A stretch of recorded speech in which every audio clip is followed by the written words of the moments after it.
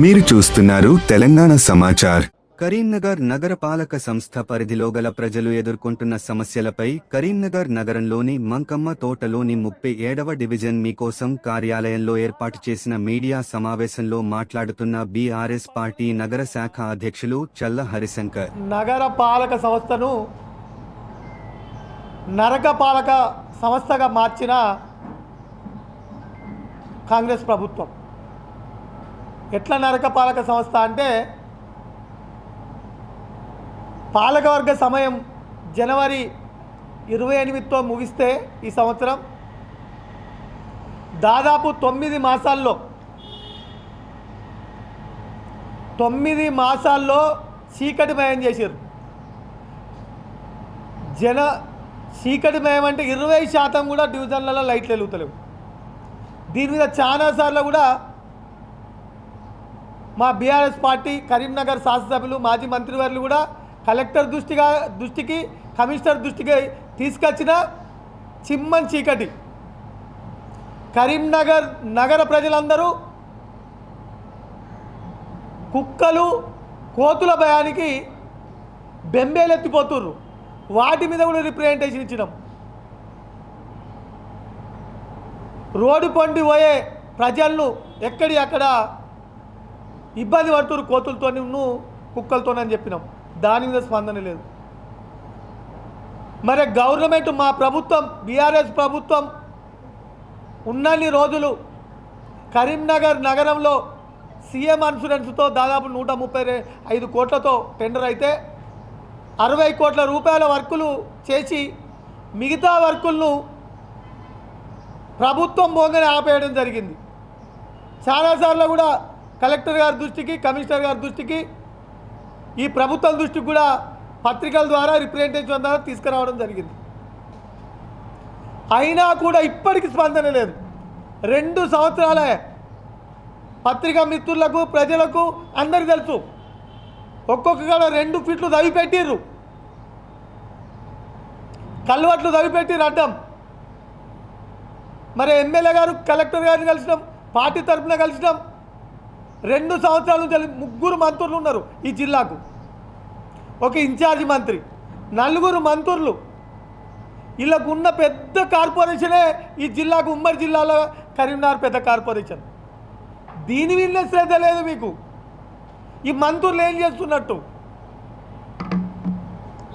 ఒక్కనాడు కూడా. పాలకవర్గం అయిపోయి 9 నెలలు అయింది, ప్రభుత్వం వచ్చి 2 సంవత్సరాలు అయింది. ఒక్కనాడు ఆగిపోయిన వర్క్ల గురించి ఉంటుంది. ఇలా శానిటేషన్ కుప్ప.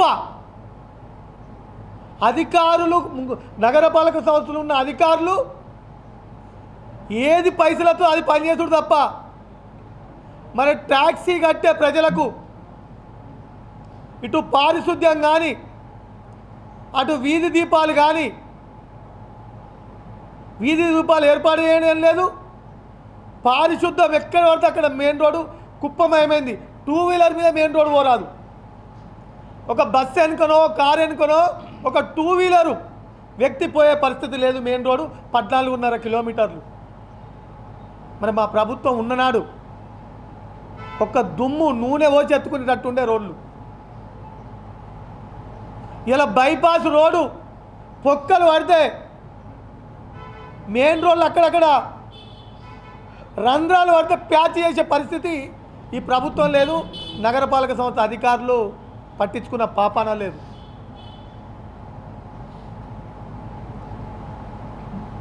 డెడ్ స్టోరేజ్లో కూడా ఎల్ఎండి పక్కనే తలాపుకు ఎల్ఎండి పెట్టుకొని కరీంనగర్ నగర ప్రజలు, మా ప్రభుత్వం ఉన్ననాడు డెడ్ స్టోరేజ్లో కూడా డైలీ వాటర్ ఇవ్వడం జరిగింది. ఇలా 24 టీఎంసీల నీళ్లు ఉంటే కూడా డైలీ వాటర్ ఎందుకు ఇస్తలేరో ఈ మంత్రులు, ఈ అధికారులు ప్రజలకు జవాబు చెప్పాలి. మరి గింత ధైర్యం ఏంది ప్రభుత్వంలో ఉన్న నాయకులకు? ఈ ప్రజలు ఏమన్నా కానీ మరి కరీంనగర్ నగర ప్రజలు ఏం పాపం చేశారు? డైలీ వాటర్ ఇయ్యరు. నిండు కుండలా ఉన్న ఇలా నీళ్ళున్నాయి, ఎందుకు ఇస్తలేరు? ఇప్పటికి 10 రిప్రజెంటేషన్లు ఇచ్చినాం, అయినా స్పందన లేదు. కలెక్టర్ గారి స్పందన ఉండదు, కమిషనర్ గారి స్పందన ఉండదు, ఇంజనీర్ల అధికారులు పట్టించుకున్న పాపాన వారు. వర్కులే నడతలేవు. ఎస్సీ ఉన్నారు, 2 ఈలు ఉన్నారు, 6 డీలు ఉన్నారు, 5 ఏఈలు ఉన్నారు. అసలు వర్కులే లేవు, వర్కులే నడతలేవు. ఓన్లీ వాటర్ సప్లై ఇప్పియాలి, ఇంకా స్ట్రీట్ లైట్ చూసుకోవాలి. వాళ్ళ డ్యూటీ అది. లక్షల రూపాయల జీతాలు ఇంజనీర్లకు ఇస్తుంటే మరి ఏం చెప్తున్నారో తెలియదు. ఇక టౌన్ ప్లానింగ్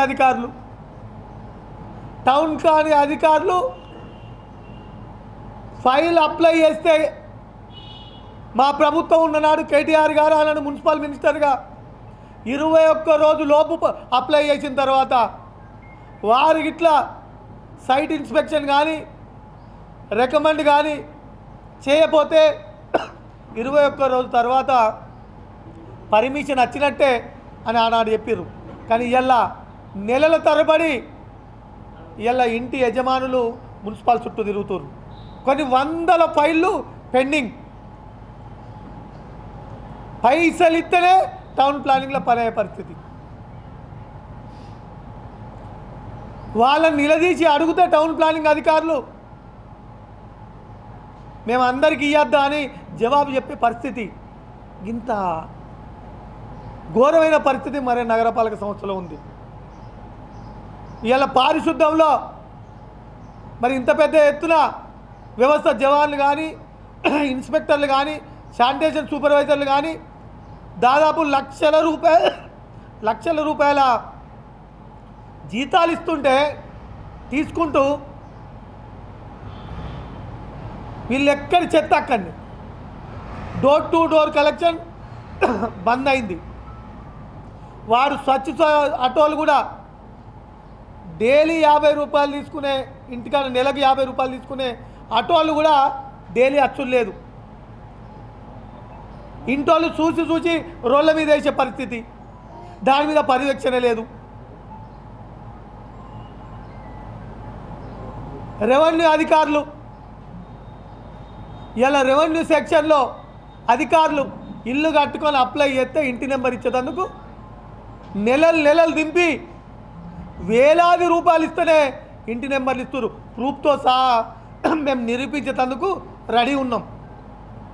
కంప్లైంట్ ఇచ్చినాం, వివరాలతో సహా కమిషనర్ గారికి కంప్లైంట్ ఇచ్చినాం, చర్య లేదు. ఈ ఎలక్ట్రికల్లో ఏయున్ను డి ఉన్నారు, ఎందుకు ఉన్నారో కూడా తెలియదు. దాదాపు 40 మంది వర్కర్లు ఉన్నారు. మెయిన్ రోడ్ లైట్లన్నీ వెలిగాయి, గల్లుల్లో చిమ్మ చీకటి. ప్రజలు చలికాలం 6 గంటలుగా చీకటి అవుతుంది. 6 తర్వాత ప్రజలు వెళ్ళాలంటే ఇబ్బంది పడే పరిస్థితి గల్లులల్లా. దానికి తోడు చీకటిమయంతో తోడు ఈ కుక్కలు, ఈ కోతులు. మరి దీన్ని మీద స్పందించే పరిస్థితి వీళ్ళది లేదు. కాబట్టి బీఆర్ఎస్ పార్టీ ఆధ్వర్యంలో మేము ఈ 2-3 రోజుల్లో మున్సిపల్ని ముట్టడి చేయబోతున్నాం. అధికారులు జవాబు చెప్పే వరకు నిలదీస్తామని హెచ్చరిస్తున్నాం. ప్రభుత్వంలో ఉన్న పెద్దలు కూడా, ఇలా జిల్లాలో 3 మంత్రులు ఉన్నారు, అదేవిధంగా ఇన్ఛార్జి మంత్రి ఉన్నాడు. ఒక 5-6 లక్షల నివాసం ఉండే కరీంనగర్ నగరంలో జనాభా నివాసం ఉండే కరీంనగర్ నగరాన్నే ఇంత నిర్లక్ష్యం చేస్తున్నారంటే ఇక్కడి ప్రజలు ఏం అన్యాయం చేసిరని బీఆర్ఎస్ పార్టీ పక్షాన మరి ప్రశ్నిస్తున్నాం. జిల్లా కలెక్టర్ గారు స్పెషల్ ఆఫీసర్గా ఉన్నారు, వారు కూడా నెలకోసారి రివ్యూ చేయొచ్చు. వారు ఏరు, ఇటు మంత్రులు ఏరు, అధికారులు ఎవరు ఇష్టారాజ్యం వాళ్ళది. ప్రజలు చెప్పులు అరిగేటట్టు తిరుగుతుర్రు మున్సిపల్లో. అక్కడికి పోతే చాలా ఇబ్బంది అనిపిస్తుంది. వాళ్ళు ఇంటి నెంబర్ నెలలని చెప్తుర్రు, వాళ్ళు పర్మిషన్ అప్లై చేసి నెలలని చెప్తుర్రు, చెత్తుంది రోడ్డు మీద ఉడుమలని చెప్పి 10 రోజులు అయిందని చెప్తుర్రు. మరి చెప్పాలి జిల్లా మంత్రులు, మా నగర పాలక సంస్థ ఈ నరక పాలన చేసినందుకు దీనికి జవాబు చెప్పాల్సిన అవసరం ఈ జిల్లా మంత్రుల మీద. మరి శ్రీధర్ బాబు గారు చెప్తారా, ఇటు ప్రభాకర్ అన్న గారు చెప్తారా, మరే అటు లక్ష్మణ్ కుమార్ గారు చెప్తారా, ఇటు తుమ్మల నాగేశ్వరరావు గారు చెప్తారా? మరి జవాబు చెప్పాలి. మరి మీ జిల్లాకు ఎవరం లేవే అని దిక్కు లేదు అని చెప్తే మేము ఈ ప్రజలు ఎవరిని అడగాలని ఆలోచన చేస్తారు. కాబట్టి కరీంనగర్ నగర ప్రజలు బీఆర్ఎస్ పక్షాన మేము మున్సిపల్ ముట్టడి చేస్తున్నాం. విపరీతమైన సమస్యలతో కరీంనగర్ నగరంలో ఉన్న ప్రజలు ఇబ్బందులు పడుతుర్రు. వారి పక్షాన సమస్యలు పరిష్కారం అయ్యే వరకు మేము అక్కడ ముట్టడికి పోతున్నాం. కాబట్టి మన నాయకులు కార్యకర్తలతో పాటు ప్రజలు కూడా కదిలి రావాలి. మనం ప్రజలు సమస్యల మీద పోరాటం చేస్తేనే రోడ్డు మీదకి వస్తేనే ఇదే పరిస్థితి ఉంది. కాబట్టి అధికారులను నిలదీస్తాం. కరీంనగర్ నగరంలో ఏవైతే సమస్యలు ఉన్నాయో అవి పరిష్కారం అయ్యే వరకు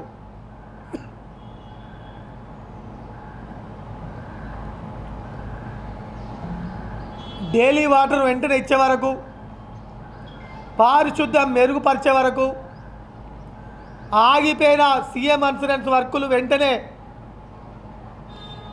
స్టార్ట్ చేసే వరకు బీఆర్ఎస్ పక్షాన మున్సిపల్ మీద, అధికారుల మీద, ఈ ప్రభుత్వం మీద పోరాటం చేస్తూనే ఉంటామని ఈ పత్రికల ద్వారా అధికారులకు మరి ఈ మంత్రులకు తెలియజేస్తున్నామని తెలుపుతూ, ప్రజలు కూడా మేము చేసే ఈ ఉద్యమంలో పాల్గొనాలని పత్రిక ముఖంగా ప్రజలు కోరుతున్నాం.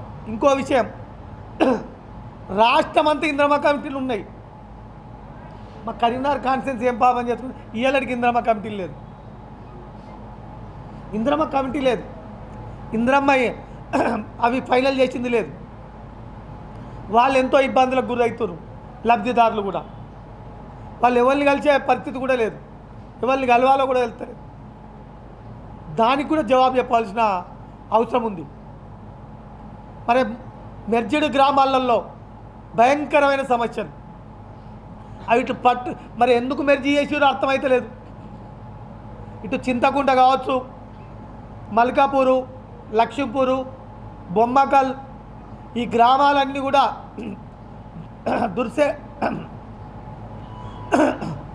మన గోపాల్పూర్, ఈ గ్రామాలన్నీ కూడా ఇక్కడ ఎంత ఘోరం పరిస్థితి అంటే అక్కడ ఉన్న ప్రజలు ఎవరిని కలవాలన్నా కూడా పరిస్థితి లేదు.